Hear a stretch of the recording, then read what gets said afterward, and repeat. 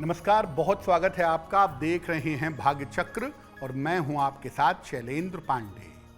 बहुत सारे लोग ऐसे होते हैं जिनको कभी कोई बड़ी बीमारी तो नहीं होती, लेकिन छोटी छोटी बीमारियां अक्सर उनको पकड़ लेती हैं और दैनिक जीवन में, डेली लाइफ में परेशान करती हैं। तो आप डॉक्टर से मिलिए, दवाइयाँ खाइए, लेकिन हम आपको उसके साथ ज्योतिष के छोटे छोटे उपाय बताएंगे जिनको करने से आपको इन छोटी छोटी बीमारियों से राहत मिलेगी। आज हम आपको ये बता रहे हैं कि आपको दैनिक जीवन में जो छोटी छोटी बीमारियां हो जाती हैं, ज्योतिष के माध्यम से उन्हें कैसे दूर किया जाए। तो छोटी छोटी बीमारियों के पीछे कौन से ग्रह होते हैं? शरीर के स्वास्थ्य का जो मुख्य ग्रह है वो सूर्य होता है। शरीर की रोग प्रतिरोधक क्षमता और सुरक्षा आती है मंगल की वजह से। चंद्रमा और मंगल दोनों मिल करके गड़बड़ होने पर छोटी छोटी बीमारियां देते हैं और कभी कभी इसमें बुध और शुक्र की भूमिका भी होती है। अगर किसी व्यक्ति की कुंडली में सूर्य या मंगल में से एक भी ग्रह बेहतर हो तो व्यक्ति को छोटी छोटी बीमारियां परेशान नहीं करती। सूर्य या मंगल गड़बड़ हो, चंद्रमा थोड़ा कमजोर हो तो आदमी को रेगुलर कोई ना कोई समस्या लगी रहती है। सर्दी जुकाम की, सर दर्द की, बदन दर्द की, कुछ ना कुछ समस्या स्वास्थ्य में बनी रहती है। सबसे ज़्यादा और सबसे जल्दी जो बीमारी लोगों को पकड़ती है वो है सर्दी, जुखाम और खांसी की। छोटे बच्चों को मौसम बदलने के साथ ही सर्दी, जुखाम, खांसी की समस्या हो जाती है। इसका समाधान क्या है? आम तौर पर सर्दी, जुखाम, खांसी जैसी तुरंत होने वाली समस्याएं चंद्रमा से संबंध रखती हैं 90%। कभी कभी इनका संबंध मंगल से भी होता है। जिन लोगों को ये समस्याएं नियमित रूप से रहती हैं उन्हें एक बात का ध्यान रखना चाहिए कि देर रात तक जगने से और सुबह देर तक सोने से बचना चाहिए। चांदी का एक गिलास खरीद लें, चांदी के गिलास से पानी पी लें या पीने के पानी के पात्र में, यानी बाल्टी अगर है पानी की या पानी स्टोर करते हैं उसमें एक चांदी का सिक्का डाल करके रखें ताकि चांदी के गुण पानी में आ सकें। ऐसा करने से कोल्ड कफ की, सर्दी जुखाम की समस्या आपको परेशान नहीं करेगी। दूसरी समस्या जो बड़ी कॉमन तौर से आगे आती है वो है त्वचा की समस्या, स्किन की प्रॉब्लम। मुख्य रूप से त्वचा की समस्या संबंध रखती है बुध से और कुछ हद तक त्वचा की समस्या में मंगल और सूर्य का योगदान भी होता है। अगर बुध त्वचा की समस्या देगा तो ये त्वचा की समस्या लंबे समय तक बनी रहेगी। आपको बहुत वक्त लगेगा इस समस्या से बाहर निकलने में। ऐसी समस्या वाले लोगों को नियमित रूप से उगते हुए सूर्य को जल देना चाहिए। सूर्य की रोशनी में सुबह 5 मिनट 10 मिनट खड़े रहना चाहिए। कांसे का, ब्रॉन्ज का एक छल्ला बुधवार को शाम को सबसे छोटी उंगली में कनिष्ठिका अंगुली में धारण करना चाहिए। ऐसा करने से त्वचा की समस्या में सुधार होता है। अब जानते हैं एक और समस्या के बारे में, जो है आंखों की समस्या। आंखों में खुजली होना, आंखों से पानी गिरना, आंखों में छोटी छोटी दिक्कतें लगातार लगे रहना। कब होता है ऐसा? देखिए, आंखों की जो समस्या है ये मुख्य रूप से सूर्य से संबंध रखती है। सूर्य आपकी आंखों के लिए बड़ा महत्वपूर्ण है और कभी कभी आंखों की समस्या का संबंध होता है शुक्र के साथ। अगर आंखों की रोशनी में समस्या हो तो प्रातः काल नंगे पैर घास पर चलना चाहिए। नाखून कभी दांतों से मत चबाइए, क्योंकि अगर आप नाखून दांतों से काटेंगे आंखों में दिक्कत होगी। आंखों से अगर हमेशा पानी गिरने की समस्या होती है तो सूर्योदय के समय, जब सूर्य उग रहा हो, सूर्य के सामने कुछ देर बैठने का अभ्यास करना चाहिए। अगर आप ऐसा करें तो आंखों की जो समस्या है उससे आपको छुटकारा जल्दी मिलेगा।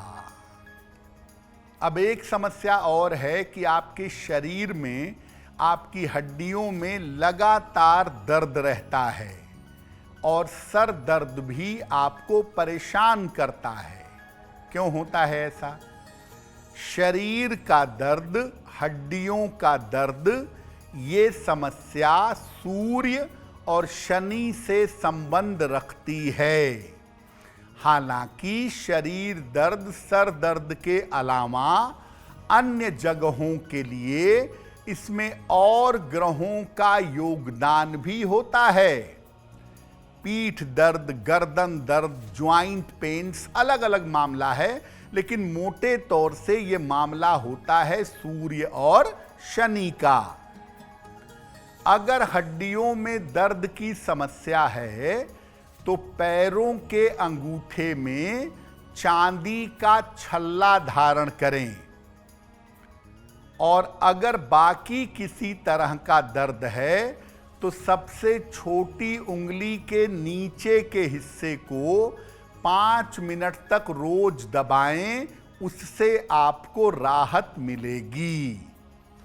वैसे ऐसा देखा गया है कि जिनको शरीर में हड्डियों में दर्द ज्यादा हो, उन्हें उगते हुए सूर्य के समक्ष पीठ करके कम से कम 5 मिनट 10 मिनट बैठना चाहिए। और अगर ऐसा किया जाए नियमित रूप से तो शरीर दर्द की समस्या से और हड्डियों के दर्द की समस्या से छुटकारा मिलेगा। अब एक और बड़ी सामान्य सी समस्या है जिसको कहते हैं बुखार, फीवर।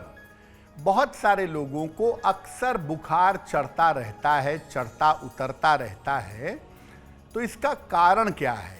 देखिए, शरीर में कहीं भी ज़्यादा गड़बड़ी हो तो वो बुखार के रूप में सामने आता है।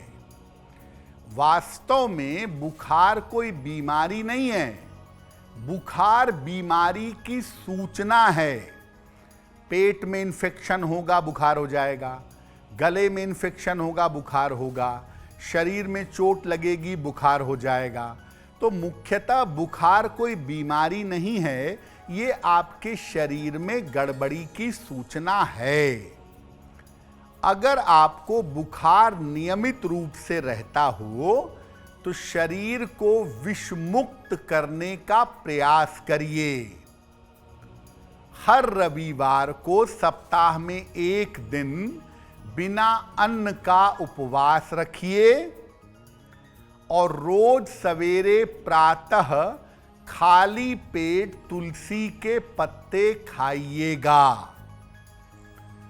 जिन लोगों को बुखार बार बार होता हो, ऐसे लोग सप्ताह में एक दिन कठोर उपवास रखें, फल भी नहीं खाएंगे, केवल नींबू पानी पीकर या ज़्यादा से ज़्यादा फलों का रस पीकर उपवास रखेंगे, उनके शरीर की अशुद्धि निकल जाएगी और वो बुखार से मुक्त हो जाएंगे। कुछ लोगों को पेट की समस्याएं निरंतर परेशान करती हैं, गैस की, एसिडिटी की, कब्ज की। और एसिडिटी तो बड़ी कॉमन है, बहुत सारे लोग, यहाँ तक कि युवा बच्चों को भी आजकल एसिडिटी हो जा रही है। कारण क्या है? बृहस्पति और चंद्रमा से पाचन तंत्र और पेट की समस्या पैदा होती है। ज्यादातर भूमिका बृहस्पति और सूर्य की होती है आपके डाइजेस्टिव सिस्टम के मामले में।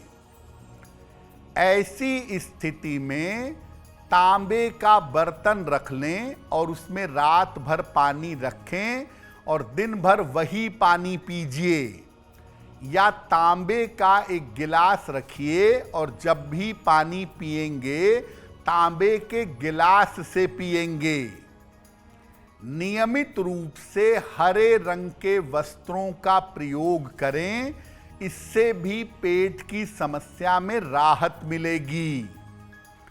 जो लोग तनाव ज्यादा पालते हैं, चिंताएं ज्यादा करते हैं, उनके पेट के गड़बड़ होने की और एसिडिटी होने की समस्या बहुत होती है। तो अगर आपका पेट गड़बड़ रहता है तो जरा ध्यान दीजिए, कहीं ऐसा तो नहीं कि आप बहुत ज़्यादा टेंशन पालते हैं, बहुत ज़्यादा तनाव पालते हैं, क्योंकि जो लोग ज़्यादा तनाव पालेंगे उनका डाइजेशन कभी भी बेहतर नहीं होगा।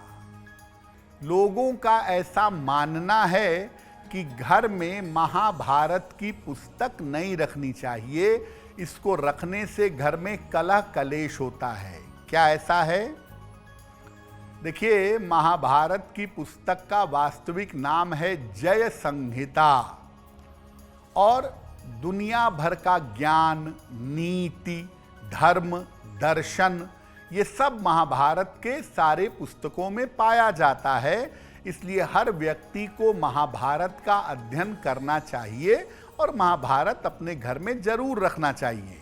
इसको रखने से घर में कलेश नहीं होता है। अगर ऐसा होता तो क्या रामचरितमानस रखने से सबके घर में राम राज्य आ जाता है क्या? ऐसा तो होता नहीं है। इसलिए महाभारत की पुस्तक एक बहुत अद्भुत पुस्तक है, और जीवन में अगर किसी भी तरह का ज्ञान चाहिए तो आपको महाभारत जरूर पढ़ना चाहिए। अगर आप मुझसे जुड़ करके अपनी समस्याओं का समाधान चाहते हैं और चाहते हैं कि आपकी समस्याओं को ज्योतिष के माध्यम से सुलझाया जाए, तो आप हमसे संपर्क कर सकते हैं, जुड़ सकते हैं एस्ट्रो तक पर।